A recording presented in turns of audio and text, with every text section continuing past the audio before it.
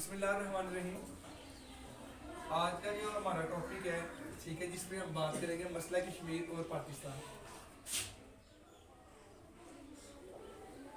First of all ہم نے یہ دیکھنا ہے کہ کشمیر ہے کیا, پاکستان اسی سپورٹ کیوں کر رہے ہیں. سب سے پہلے میں آپ کو ایک حدیث مبارکہ سناؤں گا کہ نبی پاک صلی اللہ علیہ وسلم کی حدیث ہے کہ مسلمانوں کا جو جسم ہے وہ جسم واحد کی طرح ہے.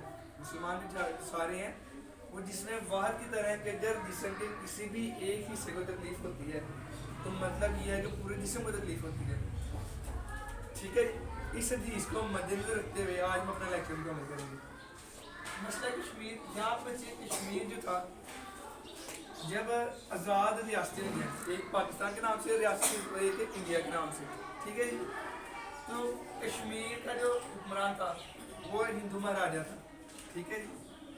جبکہ وہاں کی جو عوام تھی 80% عوام مسلم تھی. 80% عوام کیا تھی؟ مسلم تھی. دنیا کی انتہائی خوبصورت وادی ہے, دنیا کی انتہائی خوبصورت وادی میں سے ایک وادی ہے کشمیر.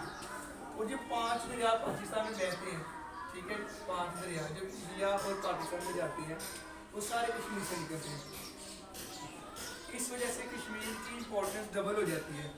جو پانی بھی آتا ہے, یعنی فریش واٹر آپ کا جتنا بھی آتا ہے انڈیا اور پاکستان میں یہ کشمیر سے نکلتا ہے. یعنی 80% آبادی جو تھی وہ مسلم تھی. جب ریفرینڈم ہوا, لارڈ ماؤنٹ بیٹن نے ریفرینڈم کیا جو ان کا آخری گورنر تھا, اس نے کہا کہ عوام سے چناؤ کیا جائے گا کہ وہ پاکستان میں جانا چاہتے ہیں یا انڈیا میں. ٹھیک ہے جی. تو کشمیر کے لوگوں نے تب تھوڑی سی اتنی نہیں دکھائی, انہوں نے کہا جی ہم بعد میں کر لیں گے. 1948 میں کشمیر تب ایک آزاد ریاست کے طور پر نام آیا, ٹھیک ہے, جس کو آپ کہتے ہیں کہ آزاد ریاست, ایک حیدرآباد اور ایک کشمیر. حیدرآباد نے بھی یہ بات کی کہ حیدرآباد یاد رکھنا ہے کہ دنیا کی سب سے مطلب جو پاکستان اور انڈیا میں جو بر صغیر کی ریاستیں تھیں سب سے امیر ریاست تھی دنیا سے. کہہ رہا ہوں جو بر صغیر کی آزاد ریاستیں ہوتی ہیں ان میں حیدرآباد بھی امیر ریاست تھی. حیدرآباد اور انڈیا پہ اس وقت کسی کا بھی قبضہ نہیں ہوا تھا. 1948 میں جب قائد اعظم کی ڈیتھ ہوئی تو انہوں نے کیا کیا, انہوں نے کہا کہ یہ مسلمان کا ایک کامیاب لیڈر تو چلا گیا, ٹھیک ہے, تو کیوں نہ وہ اپنی فوج بنا دی. ٹھیک ہے, انڈیا نے اپنی فوجیں کشمیر میں داخل کر دی اور کشمیری مجاہدین اور مسلمان مجاہدین نے ڈٹ کر مقابلہ کیا. جب انہوں نے یہ دیکھا کہ انڈیا نے جب تو جنگ ہارے ہیں, جنگ ہم کیا کریں گے ہارے ہیں, تو پھر وہ اپنا سارا مسئلہ اٹھا کے یو این او میں لے گئے. یو این او مطلب یونائٹڈ نیشنل اسمبلی, اقوام متحدہ جس کو آپ کہتے ہیں. یو این میں جا کے انہوں نے یہ بات کی کہ ہم چاہتے ہیں کہ عوام کے مطابق, انڈیا نے یہ بات کی کہ ہم چاہتے ہیں عوام کے مطابق فیصلہ ہو. تو پاکستان کے جن مجاہدین نے قبضہ کر لیا ہوا ہے ان سے یہ چاہتے ہیں وہ بھی واپس آ جائیں, کیونکہ وہ ایک جنرل اسمبلی تھی, پوری دنیا کے لوگ اکٹھے ہوتے ہیں, ایک بیٹھک کے لیے سیاسی بیٹھک سمجھ لیں. ٹھیک ہے, انہوں نے جب یہ بات کی کہ کوئی مسئلہ نہیں ہے, پاکستان نے اپنے مجاہدین واپس بلا لیے, کشمیری مجاہدین کی سائڈ پہ ہو گئے. انڈیا نے کہا ہم آپ سے یہ وعدہ کرتے ہیں کہ ہم ریفرینڈم کروائیں گے جس کا جنہیں دل کرے وہ ہو جائے, اور آج تک وہ ہو رہا ہے. 1948 کے بعد 1949 بھی گئی, 50 بھی گئی, 60 بھی گئی. ٹھیک ہے, ہماری پہلی انڈیا سے جو باقاعدہ جنگ ہوئی تھی وہ اس وجہ سے ہوئی تھی, کشمیر کی وجہ سے, 1948 میں.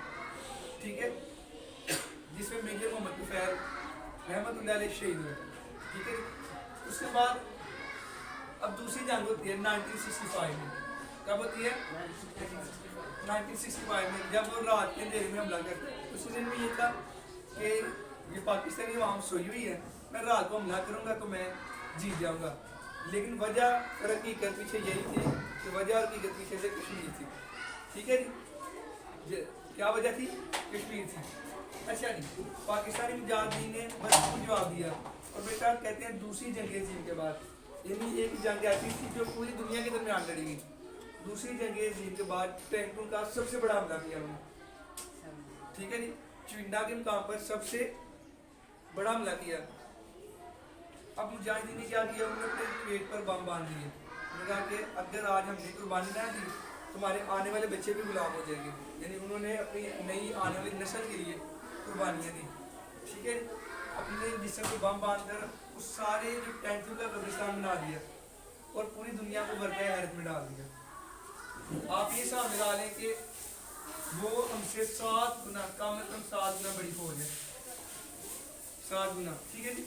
لیکن پاکستان نے ان سے کھیم کرن کے علاقے میں چھین لیے جو ان کے کیا اس کہتے ہیں قبضے میں تھے. اس وقت ہمارے پاس جو کیا اس کہتے ہیں بڑے بڑے کشمیر, مظفر گڑھ آزاد کشمیر جو ہم نے آزاد کروایا وہ پہلے انڈیا کے قبضے میں تھا. آدھا تو ہم نے آزاد کروا لیا اور انشاءاللہ باقی ہم آدھا بھی آزاد کروائیں گے, ٹھیک ہے جی.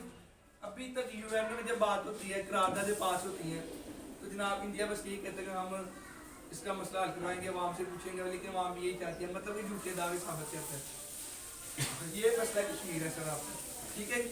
اس کے ساتھ ساتھ آج ہمارا دوسرا ٹاپک ہوگا پاکستان سعودی عرب, ٹھیک ہے. پاکستان اور سعودی عرب, اس میں کوئی شک نہیں ہے کہ سعودی عرب پوری امت مسلمہ کا مرکز ہے. امت مسلمہ کا مرکز کیوں ہے کہ یہاں پہ خانہ کعبہ ہے اور روضہ رسول صلی اللہ علیہ وآلہ وسلم ہے, جس کے لیے مسلمان بے انتہا کی عزت رکھتے ہیں, اور انشاءاللہ عز و جل اس کی حرمت پر جان بھی قربان ہے. لیکن یہاں کے لوگوں سے تمام مسلمانوں کو شکوہ ہے, ٹھیک ہے. دنیا کی بڑی اکانومیز میں سعودی عرب کا شمار ہوتا ہے, ٹھیک ہے. بہت سے پاکستانی, فلپینی, اس کے بعد جیسے بنگلہ دیش, انڈین, یعنی آپ کا سینٹرل ایشیا آدھے سے زیادہ سعودی عرب میں جا کے ورک کرتے ہیں, ٹھیک ہے. اس کے باوجود یہ کہ پاکستان ہمیشہ سعودی عرب کی سپورٹ میں رہتا ہے, سعودی عرب کے ساتھ اچھے ریلیشن قائم کرنے کی کوشش کرتا ہے. سعودی عرب اس کو اپنے پیسوں کا روپ جاتا ہے کہ میں آپ کو سپورٹ کرتا ہوں, ٹھیک ہے. آپ میری یہ بات ماننے ورنہ میں ایسے کر دوں گا, آپ میری یہ بات ماننے ورنہ میں پاکستانی کو نکال دوں گا, آپ کی امداد بند کر دوں گا. جب اس کو یہ نہیں بھولنا چاہیے کہ پاکستان نے ہر موقع پر اس کی ہیلپ کی ہوئی ہے, پاکستان نے ہر موقع پر سعودی عرب کی ہیلپ کی ہے. کبھی فلسطین کا مسئلہ ہو, ٹھیک ہے جی, یا کیا اس کہتے ہیں یہ کشمیر کا مسئلہ, سعودی عرب بہت مشکل ہے چھوٹے سے چھوٹا ایک مذمتی قرارداد پاس کر دے گا کہ ہم یہ چاہتے ہیں, جبکہ حقیقت میں ایسا نہیں ہونا چاہیے, ٹھیک ہے جی. سعودی عرب نے کبھی ٹھوس موقف نہیں اپنایا. سعودی عرب OIC کا بانی ہے. اب آپ کو کویسچن نمبر 1 ہوگا کہ سر OIC کیا چیز ہے. OIC بچے مسلم ممالک کی ایک تنظیم بنی ہے جو مسلمانوں کے حقوق کے لیے لڑے گی. OIC کا بانی چیئرمین ہے سعودی عرب, پاکستان یہ بانی چیئرمین میں سے. لیکن سعودی عرب اتنا ہی نہیں کر سکا کہ کشمیر کے لوگوں کو جو مسلمان ملک ہیں ان کو پروٹیکٹ کروا سکے. آئے دن کشمیر پہ انڈین ظلم کر رہے ہیں, ان کی کیا اس کو نسل کشی کی جا رہی ہے.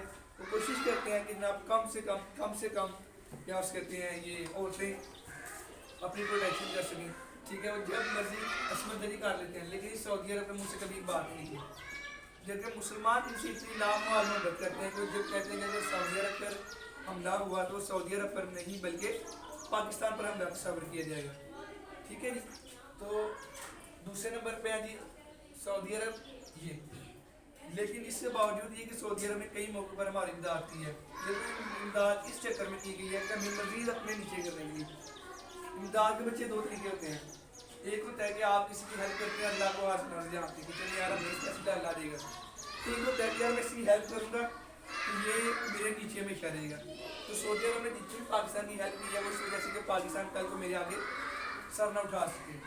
دوسری بڑی وجہ یہ ہے کہ پاکستان اسلام کا قلعہ ہے اور مسلم ملک کی سب سے بڑی ملٹری پاور ہے.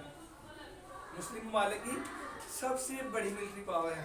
آج اگر دنیا کے کسی بھی مسلم ملک پہ حملہ کیا جاتا ہے تو اس کے ذہن میں ایک چیز ہے کہ بھائی ہمارا ایک دوست پاکستان ہے جس کے پاس ایٹمی پاور ہے, اٹامک پاور ہے, ٹھیک ہے. اور اگر ہم نے فلسطین پر, شام پر, ایران پر, عراق پر وہ یہود نصارہ یہ سوچتے ہیں کہ اگر ہم نے ان ممالک پر قبضہ کیا یا اٹیک کیا تو پاکستان اس کا بہترین جواب دے گا. یعنی ان کو ڈر بھی کس سے ہے, پاکستان سے. اگر وہ سعودی عرب پہ اٹیک نہیں کرتے تو اس کا مطلب یہ نہیں ہے کہ وہ سعودی عرب سے ڈرتے ہیں, ان کو پیچھے ڈر کس چیز کا ہے, پاکستان کا. الحمدللہ پاکستان دنیا کا بہترین ممالک میں شامل ہے جو ڈرونز کی پاور, جو 6 ویپنس کی پاور اور اپنی چیزیں تیار کر رہے ہیں, ٹھیک ہے. اللہ پاکستان کو اور ترقی دے, اللہ آپ کا ہمیں ناصر ہو. بس ہم یہ چاہتے ہیں کہ ہم بھی ایز اے پاکستانیوں کو سوچیں ہمارے دل میں یہ ذہن میں ڈال دیں کہ سعودی عرب کے ساتھ ہم نے کیسے رہنا ہے یا ایران کے ساتھ کیسے رہنا ہے. We are Pakistani and we should have to stand with Pakistan. اللہ حافظ.